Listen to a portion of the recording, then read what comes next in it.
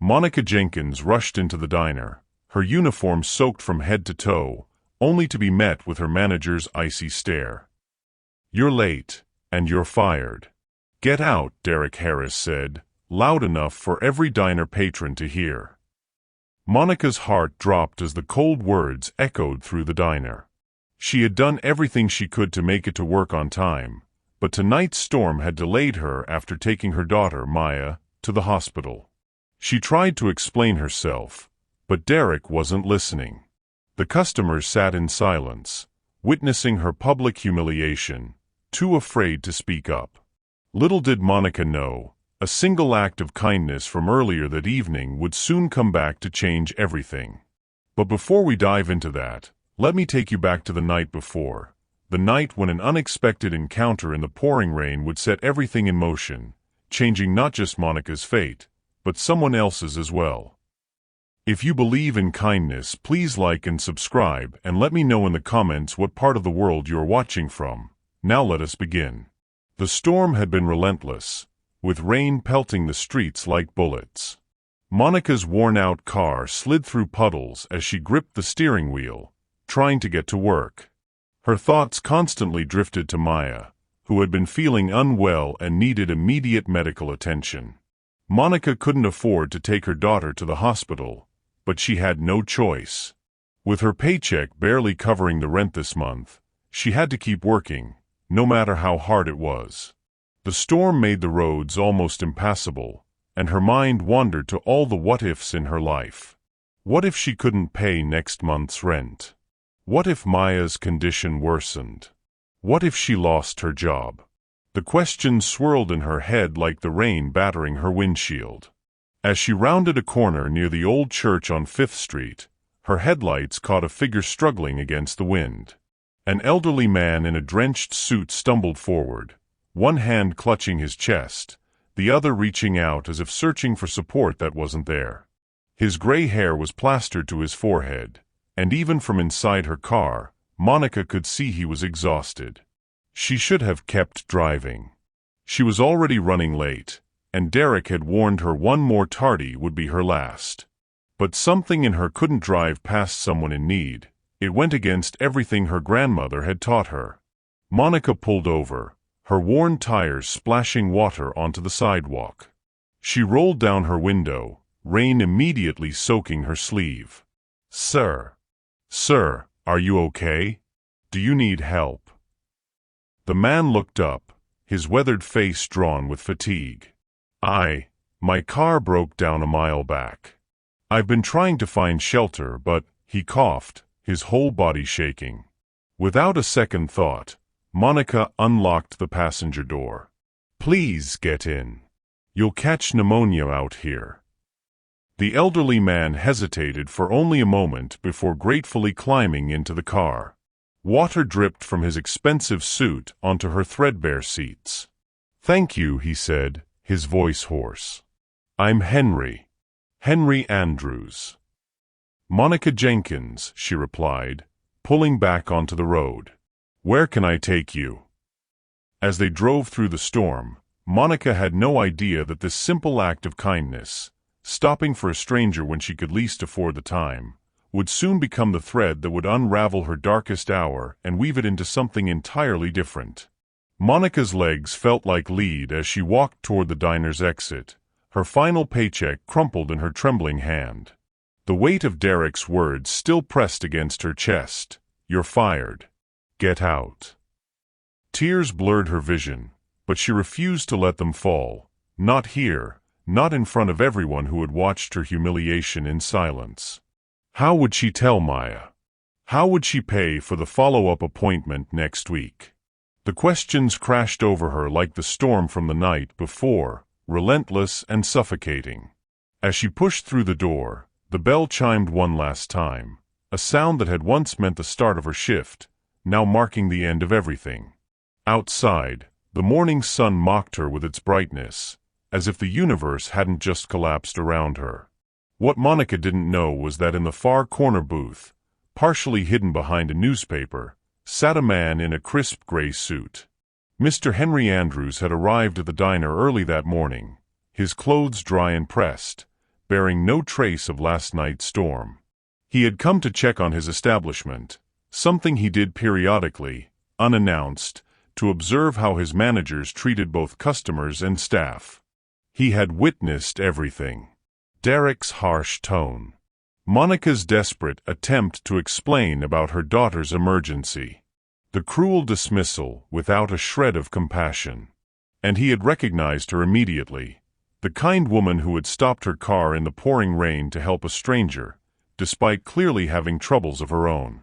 Henry folded his newspaper slowly, his jaw tightening as he watched Monica disappear through the door. He had seen enough. The woman who had shown him mercy when she had every reason to pass him by had just been shown none in return.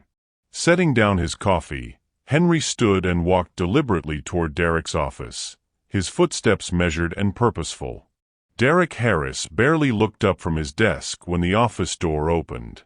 "I'm busy. Whatever it is can." "I'm Henry Andrews," the elderly man said quietly, stepping inside and closing the door behind him. "I own this diner." Derek's face went pale. He shot to his feet, nearly knocking over his coffee. "Mr. Andrews, I had no idea you were visiting today. If I had known—" "That's precisely the point," Henry interrupted, his voice calm but carrying an unmistakable edge. "I prefer to see how things truly operate when no one's putting on a show." He settled into the chair across from Derek's desk, his steely gaze never wavering. "I was here yesterday morning. I saw everything." Derek's Adam's apple bobbed as he swallowed hard. "Sir, if this is about the Jenkins woman, I can explain. She was chronically late, and I had to maintain discipline." "You humiliated her," Henry said, his words sharp as a knife. "In front of a dining room full of customers. Without listening to her explanation. Without an ounce of compassion." He leaned forward. "Did you know her daughter was in the hospital?" Derek's mouth opened and closed like a fish gasping for air. "That woman," Henry continued, "stopped in a dangerous storm to help a stranger she'd never met. She sacrificed her time, risked being late, because someone needed help."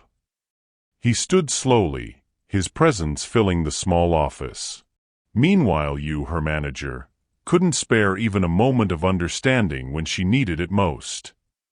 "Mr. Andrews, I was just trying to." "Monica Jenkins is reinstated, effective immediately, with back pay for the shift she missed." Henry's tone left no room for argument. "And you, Mr. Harris, will personally apologize to her. Furthermore, we're going to have a very long discussion about how this establishment treats its employees." Derek's confident demeanor crumbled. "Yes, sir. Of course, sir." Monica stared at the phone in disbelief, certain she had misheard. "You want me to come back to the diner?" "Yes, Ms. Jenkins," the unfamiliar voice on the other end said. "Mr. Andrews would like to speak with you this afternoon. 2:00, if that works for you." Her hands shook as she hung up. Mr. Andrews, the owner. The man whose name was whispered with a mixture of respect and fear among the staff, though none of them had ever actually met him. What could he possibly want with her? At 2:00 sharp, Monica walked into the diner, her heart hammering against her ribs. The elderly man from the corner booth stood near the counter, and as their eyes met, recognition struck her like lightning. "You," she whispered. You were in my car. In the storm." Henry smiled gently. "I was. And you stopped to help me when you had every reason to keep driving." He gestured toward a booth. "Please sit." As they sat down, Henry folded his hands on the table. "Ms. Jenkins, I witnessed what happened yesterday. How you were treated was unacceptable, and I've already addressed it with Mr. Harris." He paused, watching her carefully. "I'm reinstating you, effective immediately." Tears sprang to Monica's eyes. Thank you. Thank you so much. I'm not finished, Henry said, his eyes twinkling. I'm also promoting you to head waitress. The position comes with better pay, more consistent hours, and health benefits for you and your daughter. Monica's breath caught in her throat. I don't know what to say. Say you'll accept, Henry replied warmly. In all my years running businesses, I've learned that kindness, integrity, and dedication are worth far more than punctuality on a timesheet. You have all three, Ms. Jenkins. People like you deserve opportunities, not humiliation. For the first time in months, Monica felt something she'd almost forgotten: hope. 2 weeks after Monica's promotion, Mr. Andrews called an emergency staff meeting. The entire diner crew gathered in the dining area after closing, confusion and anxiety etched on their faces. Derek stood near the kitchen, arms crossed, his usual smugness barely concealing his unease. Henry Andrews entered through the front door, carrying a leather briefcase. Behind him walked a woman in a sharp business suit, an attorney, Monica realized. Thank you all for staying, Henry began, his voice steady. I've spent the past 2 weeks reviewing this diner's operations, and what I've discovered is deeply troubling. Derek shifted uncomfortably. Mr. Andrews, I'm sure whatever concerns you have, we can discuss privately. No, Henry said firmly. These issues affect everyone here, so everyone deserves to hear the truth.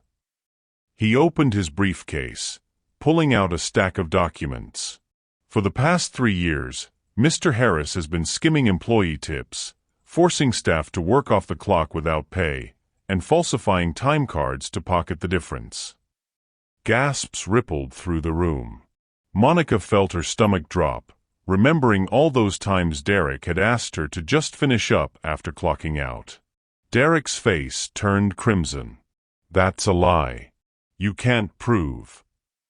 Bank records, testimony from your former assistant manager, and security footage from our updated camera system, the attorney interjected coolly, placing several folders on a nearby table. We can prove all of it. The color drained from Derek's face. Henry's expression hardened. You're terminated, effective immediately. Security will escort you out, and you'll be hearing from our legal team regarding restitution for the employees you've stolen from. As 2 security officers appeared to escort Derek out, Henry turned to Monica. Ms. Jenkins, I'd like to offer you the assistant manager position. You've already proven you understand what true leadership looks like, treating people with dignity and respect. Monica's eyes widened, tears threatening to spill. Around her, her co-workers began to applaud. 3 months into her new role, Monica arrived at the diner before dawn, just as she had every morning since her promotion. But now, instead of dreading the day ahead, she felt a quiet sense of purpose stirring in her chest. She unlocked the door and flipped on the lights, watching the empty dining room come to life. This place that had once been the source of her deepest humiliation had become something entirely different, a place where she could make a real difference. "Morning, Monica," called James, one of the line cooks, as he arrived for his shift. Under Derek's management, James had been written up constantly for minor infractions. Now, he smiled when he came to work. "Morning, James. How's your son doing? Did he make the soccer team?" "He did." James beamed. "Thanks for asking. And thanks for swapping my schedule last week so I could be at his tryouts." Monica smiled warmly. Family comes first. Always. It was a philosophy she'd learned the hard way, and one she was determined to instill in every corner of the diner's operations. She'd implemented new policies, fair scheduling that accommodated personal emergencies, a zero-tolerance policy for harassment, and a suggestion box where staff could voice concerns without fear of retaliation. The atmosphere had transformed completely. Employees who once moved through their shifts with hunched shoulders and downcast eyes now laughed with each other, took pride in their work, and treated customers with genuine warmth. As Monica prepared the cash register for the day, she caught her reflection in the window. The exhausted, defeated woman from that stormy night seemed like a distant memory. In her place stood someone stronger, not because her circumstances had magically become easy, but because she'd learned that kindness, even in the darkest storms, had the power to change everything. Maya was thriving too, her health improving with proper medical care that Monica could now afford. Sometimes, Monica thought, one small act of compassion can ripple outward in ways you never imagine. Monica noticed her immediately, a young woman hovering nervously by the staff entrance, clutching a worn backpack against her chest. Her clothes were clean but faded, and there was a familiar desperation in her eyes that Monica recognized all too well. "You must be Sarah," Monica said gently, extending her hand. "Welcome to the team." Sarah's handshake was hesitant. "Thank you, ma'am. I promise I'll work really hard. I can't afford to mess this up." The words struck Monica's heart. She'd said nearly the same thing to Derek on her first day, back when hope felt like a luxury she couldn't afford. "Come on," Monica said, guiding Sarah inside. "Let me show you around. And please call me Monica." Over the following weeks, Monica took Sarah under her wing. She taught her not just how to balance trays and memorize orders, but how to handle difficult customers with grace, how to ask for help without shame, and most importantly, that making mistakes was part of learning, not grounds for punishment. "You're doing great," Monica reassured her one afternoon when Sarah had accidentally mixed up 2 orders. Under Derek's management, such an error would have meant a public scolding. Just apologize to the customers, fix it with a smile, and move on. We all make mistakes. The transformation extended beyond Sarah. Marcus, a college student working nights, confided in Monica about struggling to balance his coursework with his shifts. Instead of threatening his position, Monica worked with him to create a flexible schedule. Carmen, a single mother like herself, broke down in tears when Monica helped her find affordable childcare resources. The diner had become more than a workplace. It had become a community. Employees covered for each other during emergencies, celebrated each other's victories, and genuinely cared about one another's well-being. Mr. Andrews visited regularly, and each time, his eyes would meet Monica's across the dining room with an expression of quiet pride. Kindness, Monica had learned, was contagious, and she was determined to spread it everywhere she could. 6 months to the day after that fateful storm, rain began to fall again. Monica stood under the diner's awning after her shift, watching the drops create ripples in the puddles on the sidewalk. The familiar sound that once filled her with dread now brought a strange sense of peace. She pulled her coat tighter, a new one warm and waterproof, that she'd been able to buy with her first paycheck as assistant manager. So much had changed since that night. Her phone buzzed with a text from Maya. "Mom, I got an A on my science project. Can we celebrate with ice cream?" Monica smiled, her heart swelling. Maya's health had stabilized, her medical bills were manageable with the insurance benefits, and most importantly, her daughter was thriving. They'd even started looking at apartments in a better neighborhood, something that had seemed impossible just months ago.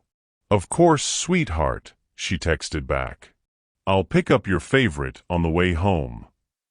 A car drove past, its headlights cutting through the rain, and Monica's mind drifted back to that elderly man stumbling in the storm.